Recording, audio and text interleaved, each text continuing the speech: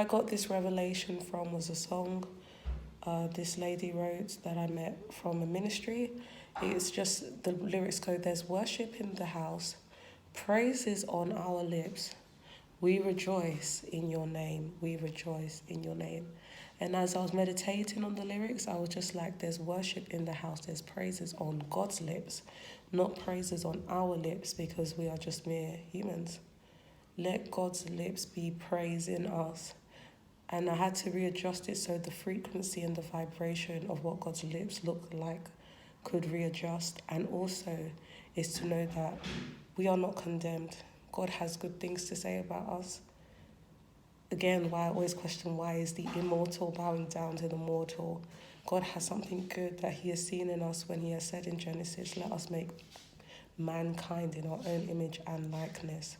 Let there be praises on God's lips concerning mankind, made in mankind of God's own image and likeness. The God that has praises on his lips. That God. Because they will say, what God are you calling on? Is it God of this or God of that? And Paul said, there's not a God of Paul, and there's not a God of Peter, and there's not a God of all disciples, but there's a God of Jesus Christ.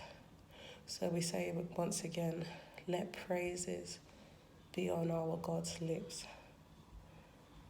Worship in the house, and praises on God's lips.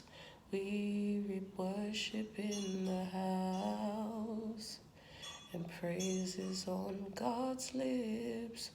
We rejoice in your name. And originally goes, worship in the house, praises on our lips. We rejoice in your name. Switch it up again. Let's go. Worship in the house, praises on God's lips. We rejoice in your name. So once again, my name is Banker, and I'm just asking from the revelation why I waited until I could say these words to you is ask that God's lips may say praises about you. This is after watching the Samson animation. I'll put the link. Thank you and God bless you, and let God's praises be upon you. May God continuously praise you. Amen.